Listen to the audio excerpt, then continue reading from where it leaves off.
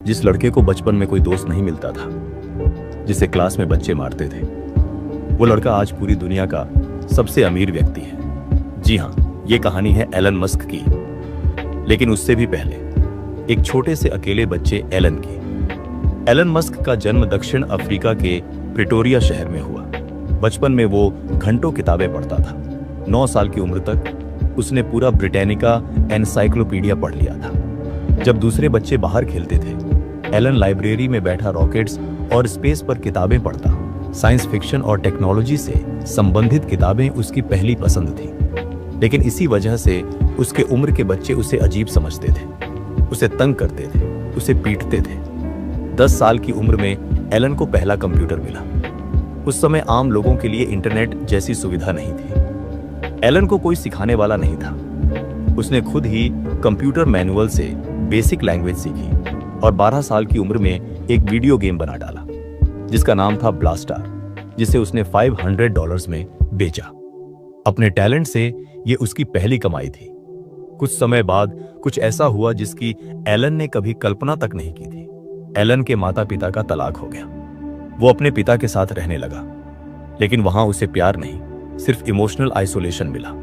School में और घर में उसके सपनों का कोई साथी नहीं था। लेकिन फिर भी वो चुपचाप किताबों और कंप्यूटर में डूबा रहा। एलन जानता था कि अगर वो कुछ बड़ा करना चाहता है तो उसे बाहर जाना होगा। 17 साल की उम्र में एलन अपने माता पिता की इच्छा के विरुद्ध कनाडा चले आया। उसकी मां में मस्क कैनेडियन थी और यही वजह थी कि एलन को कनाडा की नागरिकता मिल सकी, जहां उसने पढ़ाई के साथ साथ जीविका चलाने के लिए ऑड जॉब्स किए, जैसे मजदूरी की। कभी लकड़ी उठाई, कभी बर्तन धोए, कभी खेतों में काम किया। वो दिन भर काम करता और रात में पढ़ाई करता। यही सिलसिला लगातार चलता गया।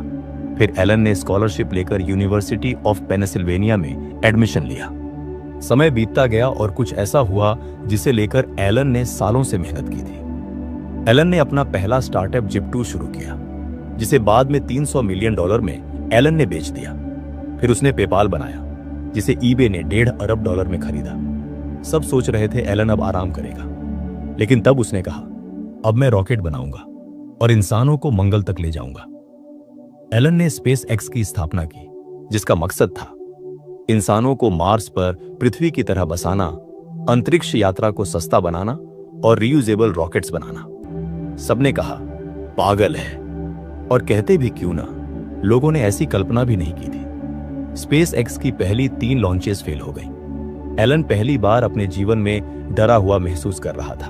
टेस्ला के इन्वेस्टर्स भी पीछे हटने लगे थे। एलन ने अपनी सारी जमा पूंजी झोंक दी, आखिरी डॉलर तक, सब कुछ। अगर अगला लॉन्च फेल हुआ तो मेरे पास अब कुछ नहीं बचेगा, एलन ने सोचते हुए कहा। पूरी दुनिया की निगाह एलन पर थी। आखिरकार हुआ वही जो ईश्वर को मंजूर था। चौथा लॉन्च सफल रहा और वहीं से शुरू हुआ स्पेस एक्स का असली सफर। आज एलन टेस्ला के सीईओ है, स्पेस एक्स के फाउंडर है।